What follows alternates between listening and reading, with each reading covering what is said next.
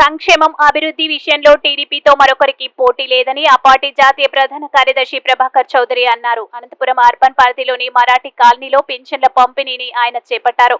Urban నియోజకవర్గానికి చెందిన నాయకులు పెద్ద ఎత్తున తరలివచ్చారు. అనంతరం ఆయన జిల్లాలోని పలు ప్రాంతాల్లో పర్యటించి ఇళ్ల వద్దకే వెళ్లి పెన్షన్స్ అందజేశారు. ఈ సందర్భంగా ప్రభాకర్ చౌదరి మాట్లాడుతూ ఎన్నికల్లో హామీ ప్రకారం జూలై 1వ తేదీన పెంచిన పెన్షన్తో పాటు 3 నెలల డబ్బుతో కలిపి 7,000 మీ ఇంటి తలుపు తట్టి ఇస్తున్నామన్నారు. గతంలో పెన్షన్లు పెంచుతామని చెప్పి 5 ఏళ్ల సమయాన్ని జగన్ రెడ్డి తీసుకున్నారన్నారు. అలాంటి వ్యక్తుల ద్వారా సంక్షేమం అభివృద్ధి గురించి పాఠాలు నేర్చుకోవాల్సిన అవసరం లేదన్నారు. సమిష్టి కృషి వలనే ఇంతటి విజయం సాధించామని ఆయన పునరుద్ఘాటించారు.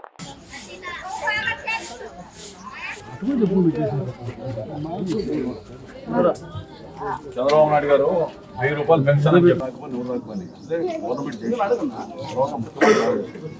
అని చేస్తుంటారు. నాయకులు సంక్షేమానికి పుట్టినీళ్ళు అనేటువంటి తెలుగుదేశం పార్టీ పెన్షన్లు కానీ, గృహ నిర్మాణాలు కానీ, 2 రూపాయల కిలో బియ్యం కానీ, ఇలాంటివన్నీ కూడా పుట్టినీళ్ళు అనేటువంటి తెలుగుదేశం పార్టీ సంక్షేమాన్ని నేర్పించాల్సిన అవసరం ఎవరికీ లేదు. ఈరోజు చంద్రబాబు నాయుడు గారు ముఖ్యమంత్రి అయ్యే సందర్భంలో, ఆ ఎన్నికల్లో సందర్భంలో కూడా చెప్పాడు, నేను ఇదో సూపర్ 6తో పాటు ఈ పథకాలు ఇస్తాను ప్రజలకని.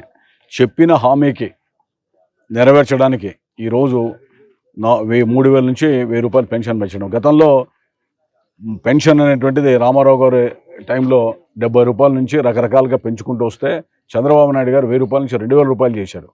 ఈరోజు 4,000 రూపాయల పెన్షన్. 4,000 రూపాయల్లో కూడా గత 3 నెలలుగా ఉన్నటువంటి ఆ 3 నెలలు కూడా కలుపుకొని 7,000 రూపాయలు పెన్షన్ ఇచ్చడానికి ఈరోజు శ్రీకారం చుట్టడం జరిగింది. రాష్ట్ర వ్యాప్తంగా ఉదయం 6 గంటల నుంచి అన్ని ప్రాంతాల్లో, అన్ని గ్రామాల్లో కూడా ఈ కార్యక్రమం కొనసాగుతూ ఉంది. ఇందులో పార్టీ శ్రేణులు, నాయకులు లేదా ఇతర ప్రజాహితం కోరే వ్యక్తులంతా కూడా పార్టిసిపేట్ చేయండి. ఇది ఒక పండగ వాతావరణంలో చేయమని చెప్పి ముఖ్యమంత్రి గారి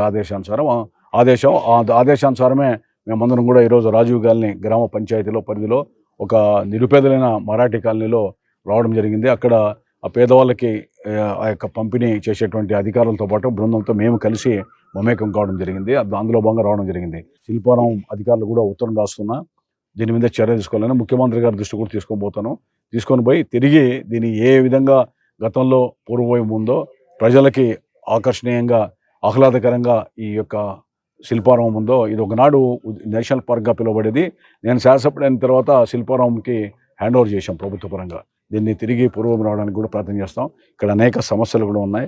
కొంతమంది పెత్తందారులు కూడా ఇక్కడికి వచ్చేదో పెత్తనం చెలాయిస్తూ ఉన్నారు. ఇది ఎవరిది కూడా కాదు, ప్రజలది, ప్రభుత్వాన్ని. ఎవ్వరి ప్రమేయం కూడా ఈ ప్రాంతాల్లో ఎవరిది ఉండకూడదు. తెలుగుదేశం పార్టీలో, జాతీయ పార్టీలో ఉన్నటువంటి వ్యక్తిగా నా బాధ్యత కూడా ఉంది కాబట్టి ఒక మాజీ శాసనసభ్యుడిగానే కాకుండా ఒక పార్టీలో ప్రతిపక్షంలో మేమందరూ కూడా మమేకమై కష్టపడ్డాం. నేను అందుకనే ఒక అప్పీల్ చేశాను. 5 ఏళ్ళు చంద్రబాబు నాయుడు గారు ముఖ్యమంత్రి రావాలని చెప్పి ఎలాంటి ఫలాన్ని ఆశించకుండా కష్టపడిన వాళ్ళంతా ఉన్నారు. మీరందరూ కూడా ప్రజల దగ్గర పోయి ఆ రోజు భవిష్యత్ గ్యారంటీ కావచ్చు, అదేవిధంగా ఇదేం కర్మ కావచ్చు, అందరూ కూడా పోయి ఈ నష్టం జరుగుతోంది, రేపు ప్రభుత్వం వస్తే మీకు మేలు జరుగుతుందని చెప్పారు. అందుకని అలాంటి వాళ్ళంతా కూడా మీరు భాగస్వాములు కావాలని అప్పీల్ చేసాం. అందరూ కూడా భాగస్వాములు అవుతున్నారు.